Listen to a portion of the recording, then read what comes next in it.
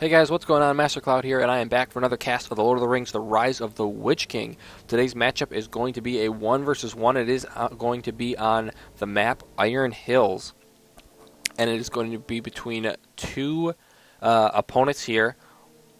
And we will go ahead and allow them to spawn in here a moment, and I will go ahead and introduce the players, and I want to talk about a couple of things here. We do have Pipie here spawning up in the top right-hand side as Isengard. Now this is a 1K game, so he's going to be spawning in up on the top right-hand side here, going for a couple of furnaces off the bat. Now his opponent is going to be Pain. Now Pain is spawning down on the lower left-hand side. Pain is spawning in as the Goblins, and it looks like he's going to go for 2 mines off the bat as well. And then should I expect go into a barracks, it is going to be a Goblin cave that he's going to throw down there. So he is going to be going for a Goblin-based, or the Goblin Warriors-based play, and the Uruk Pit going down for Isengard for Pipie. So he is going to go ahead and go for some traditional play as well. Nothing crazy here. No Wildmen off the start for him. Now, guys, of course, if you would like to play the game, this game, and you do own a copy of the CD or have somehow, downloaded a copy of it or something like that, you can, of course, use the application Game Ranger to go ahead and get those games started against other people online. Game Ranger can be found at just www.gameranger.com, or you can actually leave the www out. You can just go to gameranger.com. Otherwise, type it into Google. It's just a very simple application. You download it, you find games, and it basically sets you up in a match with some people. I mean, you can join different lobbies. And ooh, this builder getting caught by a couple of spiderlings as he kind of sneaks around down here. I wonder what strategy he might have for that. Now it looks like the Goblin Warriors are going to be out here for Pain. He's going to be sending those across the map, and it looks like it's going to be Uruk here out for Pipie. He is going to be sending those to the south as well. It looks like these two armies might potentially meet, unless they're going. They might be going for the spider pits here. We'll actually have to see what these units are targeted on. It looks like these Goblin Warriors are going to be moving straight to the north, bypassing the Uruk here. I don't know if they're going to be able to see them. It looks like the answer is no. I don't think he saw those, so he might not be aware that those Goblins are moving to the north. And it looks like he's going to be sending these Uruk on a direct attack path towards the Goblin player. At the same time, the Goblins here narrowly missing that builder there. Could have focused him down possibly, but that builder is going to go ahead and begin building a wall hub there. That, of course, should protect him for now, and that wall hub can easily be canceled, that money refunded. Now, we do have a group of archers out here for Pipie as well. These archers are going to begin to hunt down these Goblin Warriors, and already so many of those Goblin Warriors taking a lot of damage. We actually have a Goblin pit being built way off on the lower right-hand side by the signal fire. The Goblin player is going to be grabbing the signal fire right away, and that is going to allow him, of course, to have that power regen ability. He does have several mines placed over here. Whatever happened to that builder for Isengard? Did he actually die to the fire drake? I'm not sure yet. It looks like we do have that group of Uruk around the backside here in the trees of the Goblin player's place, and he's going to have to pull a ton of units to go ahead and deal with this. These Uruk going into the shield formation, as well as throwing on a defensive hold ground stance, is going to give these units a ton of defense, and they still do a decent amount of damage, especially against such a weak opponent as Goblin Warriors. So they will go ahead and drop a lot of his time. They will eventually go down here, but as sort of this battle gets underway, or as the major battle gets underway, as this minor one concludes, let's just take a quick look around the map. We do have a couple of spider pits off to the far left and far right. Then there's 2 in the middle as well. This is, of course, the main pass from moving to one side and the other. However, there is a path, a bridge, on the lower side. Here it is here, and there's one on the upper side as well. Now we do actually have a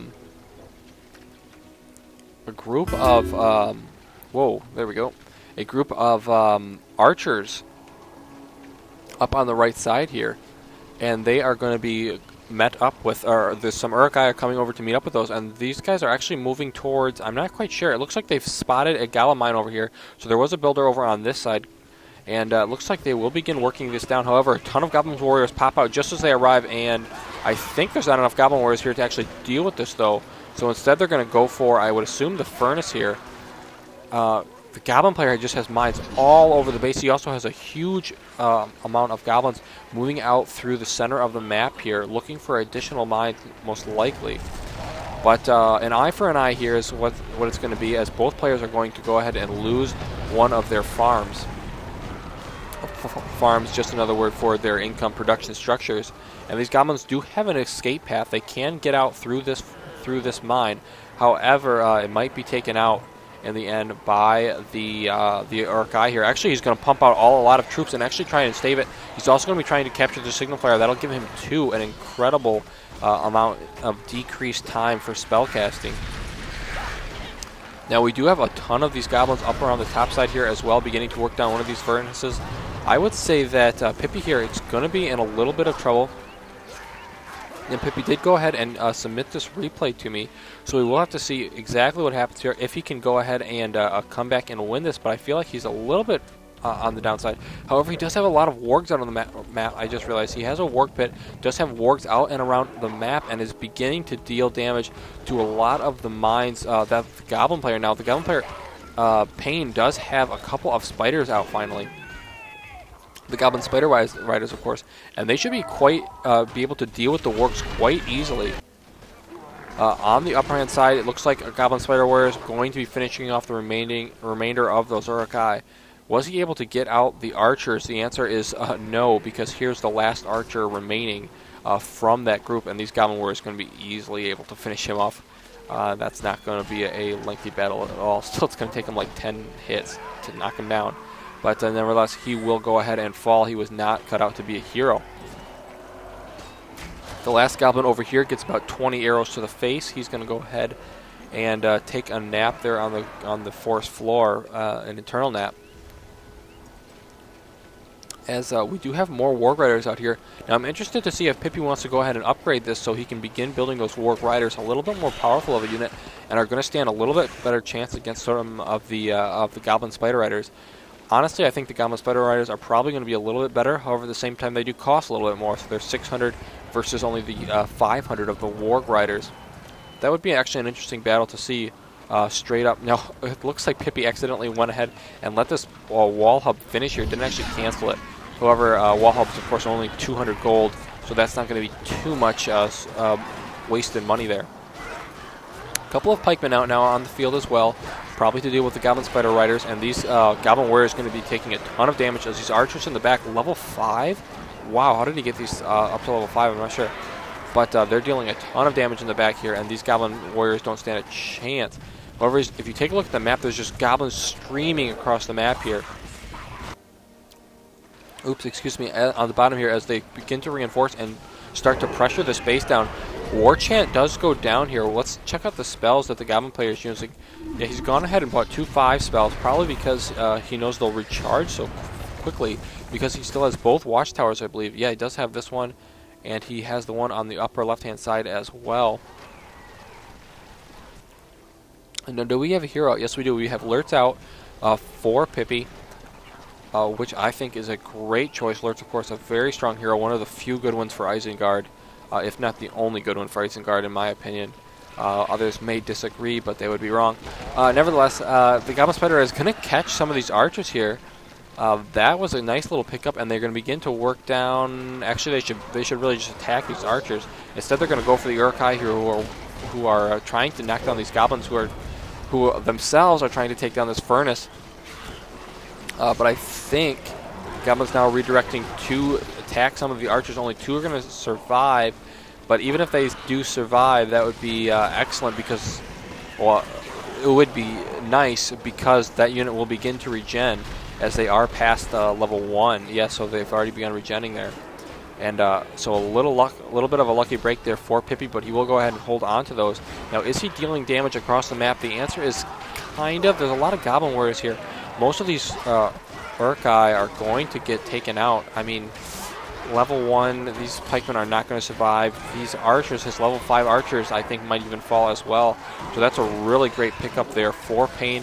as he's doing a really nice job of controlling the map, having goblins all around the map, diverting the attention. The goblins up here as well going to be starting to deal with some of these Warg Riders. It looks like Pipie has gone ahead and upgraded to get those Warg Riders out. But they just cannot seem to escape from the goblins. The goblins drawn right into Lurtz here. I don't know if he can take this many goblins. Maybe. Yeah, I think he probably can. But the goblins right now are just going to continue to focus on the Warg Riders. I think that's a little bit of a mistake. He must have forgotten about these at the moment. This one goblin is the only one from his unit remaining. And never mind. Yeah, these goblins are going to be easily taken out, especially with the reinforcing pikemen now. It looks like we have a ton of goblins spawning in the lower right-hand side. This mine here going up as well, so they are able to find each other here, but these goblins are going to be taking down the Warg Sentry here. The Warg Sentry can be in a really annoying building to have to deal with. Looks like the builder will go ahead and make it out of there. I'm not sure if the furnace will be as lucky. There's a ton of goblins here, but the Warg Riders are showing up, and they do have that trample damage. Looks like that builder going to be in trouble, as the Warg Riders instead are just going to go for him. Originally I thought that builder was for Isengard, but it is a goblin builder, so he might get chased down here, as he does lose his building there. And I think this builder is going to get chased down and taken out. So really nice pickup there for Pipie. Of course, that's like $500 loss. He's going to lose the furnace for now, though, so it's not a trade for free here, as he could have instead chosen to engage those goblin warriors. However, I think his attention is diverted up to the north side. Lurtz now to level 5, trying to fight on an entire horde of goblin warriors by himself. Finally, some troops trying to come up and reinforce him, but Lurtz has taken a lot of damage. He's poisoned from these goblins. They're going to chase him down as he tries to run away, and that was a mistake, as he goes down very quickly from all the poison blades, as those goblins refuse to let him escape. It looks like this battle should be pretty much of a wash. We do have a couple of Wildman Axe Throwers showing up as well to begin dealing with the remainder of those goblins, and I think he will stabilize to the north. However, to the south, more goblin warriors moving through. A ton of goblin warriors moving straight up his gut here, and all of a sudden his building's looking to be in a little bit of damage. We do have the Goblin King now out as well. The Goblin King going to be a dangerous warrior here, because as soon as he gets to level 4, he's going to begin providing leadership that is an additional 50% damage and 50% armor. And because there's so many goblins, it's a huge bonus. And with Lurtz dead right now, there isn't really anyone who can focus him down. Maybe the fortress. It looks like he has a ton of units sort of streaming in here, though. And I think he may lose this. And I say may because it looks like it almost might survive, but I think the Goblin King is going to get it at the last second here. Might grab a level off it. We will check if he can go ahead and finish that off. He will grab 2 levels off that, so that's a really nice pickup. I'd actually say that's probably worth it, even though he's going to go ahead and lose his Goblin King there. Pipie going to be reinforcing his fortress now, a little bit worried. It looks like he's gone for the industry bonus. Cast it on this, so if this mine goes down, that's a really good pickup for Pain here, and I think he's going to get it with that Goblin Surround. The Warg's just not going to be fast enough. Can he focus it down and take it out? Yes, he can, as that falls. That's basically 3 mines for the price of 1. He will lose his Goblin Warriors, but I think a very good trade. His Goblin Warriors are incredibly cheap. And let's check it. Go ahead and take a look at how much money he has. He is sitting at about 12,000 right now. Might be saving up for an additional hero to get the Goblin King back out, or of course recommend Azog as a great warrior. Drogoth the Dragon Lord, also a good choice, however extremely expensive, so he may be I'd be interested to see if he's actually holding off that long to go ahead and save up for him. Isengard about the same, sitting at about 13 to 16,000 as he sort of builds up here. He's rebuilding his base, rebuilding maybe some builders. Actually, I'm not sure if he lost any of his, so these builders might be from the original set. It's hard to say. Azog is out, actually, for the Goblin Warriors. He's been beginning to work down some of these wargs, and he can take them out, and it looks like in 1 hit. So that's going to be a level for him, and these wargers are going to have to retreat. They cannot deal with Azog actually turning around to finish off that mine. So I think that's a good choice. Azog here getting a little bit distracted, trying to chase down this single warg. Here's Gollum on the map, sneaking around. Of course, Gollum carries the 1 ring, and if you can locate him and kill him, you can bring that back to your base, allowing you to summon the most powerful heroes in the game, either Sauron if you are evil race, or Galadriel if you are a good race. And we do actually have the Watcher coming up here from Isengard. He's definitely received a lot of power points, probably because of all the goblins he's killed. And that Watcher's going to deal a lot of damage to those goblins. However, the goblins just actually charging forward to try and deal with some of these units from Isengard, but it's not going to be enough. He's going to hold on here, and that Watcher will go ahead and time out here shortly. Our goblin player here needs to sort of, I'm not sure exactly what he needs to do, but my guess would be to sort of go for a couple of upgrades or save up for Drogoth. It looks like he is going to be saving up. No, he just spent 2,000. So he's sitting at 3,000. I thought that meant he was going to save up for Drogoth, but he just went ahead and spent 2,000. So we are going to have a hero on the way, possibly Shelob. I think Shelob cost 2,000. But Azog here popping out of his mind with a ton of these Goblin Warriors, but the mine is actually going to be what's going to be focused down here. So refusing to let the Goblins retreat from this battle. And so they are going to have to stay and fight. Did Azog get out in time? I don't see him in this battle. So he might have actually snuck out there. I don't think he would have gone down that fast.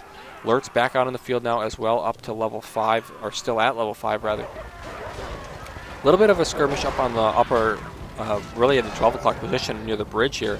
These wargs should be able to quite easily deal with a lot of these goblins. And we're getting to the part of the game here where these goblins need to be attacking in much larger forces. There just isn't enough goblin mines in order to deal with this. Notice, I already see a mistake here from Payne. See how he has all of these goblins sort of queued up at all of these mines. What this means, when this happens to you, this means you do not have enough barracks. It is actually going to be the Goblin King back on the field, of course.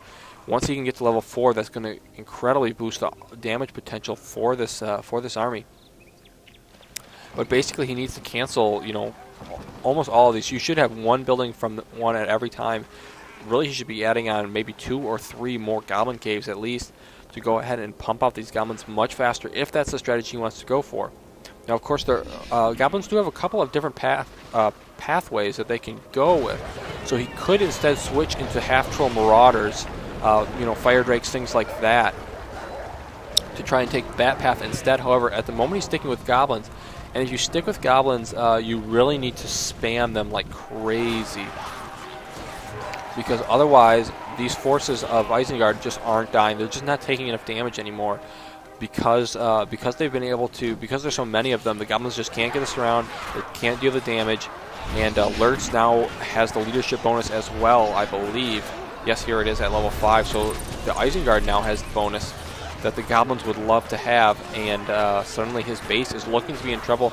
His forces around the map have sort of gone astray and been slowly picked off. I mean, he has like units, sort of single units scattered around the map. Here's the Goblin King with a single unit of Goblin Warriors, but he's just lost, I think, a little too much, and I think this game is starting to look to be very much in favor of Pipie, who is now pushing forward, going to take out one of the Goblin mines, it looks like, or Goblin barracks, which of course would be a very big pickup, because that's 1/3 of his Goblin production here. He only has 2 more now. There's just no way he's going to be There's just no way he's going to be able to produce these fast enough here. And all of a sudden, I'm starting to fear a lot for Pipie. I mean, he does have the map presence around the rest of the map. He has mines just everywhere. He's just making a ton of money, but he's just not able to spend it. Let's see what he's actually up to. Yeah, he's sitting at 3,500 right now. I really hope he's saving up for Drogoth at this point. Otherwise, there should be no reason he's sitting at that much money. At the same time, Isengard is in a little bit of the same problem, as Isengard actually is sitting at 3,700 resources, but he has the power points working in his favor at this point. He's at 16 right now. As soon as he gets up to 25, it's going to be game over for our Goblin player, who has basically spent a ton of money on all the level 5s and 1 level 10. He has the take over a lair. Now, if he uses that, he wants to use it on exactly on this. So he does actually have control of this Fire Drake now. This unit now does belong to our Goblin player. This is it's a very unique spell. You don't see it used very often. It is the Untamed Allegiance. And he goes ahead and gets command of this Fire Drake. He's going to send it into the mine. I'm not sure where he's sending this. Okay, this thing runs hilariously. How is that not the most hilarious run you've ever seen? Look at this guy. Okay, I'm sorry, guys. But that is absolutely hilarious. It looks like this... I'm sorry, this is so ridiculous. Okay, it looks like this guy is actually... I have no idea where he's going. I have absolutely no idea why he is taking this guy on the most end-around route. He's taking him to meet this bear, and they're going to be friends forever. That's what's happening. I don't know where he's taking this guy. Okay, we'll come back to that. Looks like the Goblins here are going to win a minor battle over on the north side of the map. Wait, is he taking him to... Why is he taking him to this base? He brought him all the way up here so these two fire drakes could be friends and live together. That is so sweet of Pain here.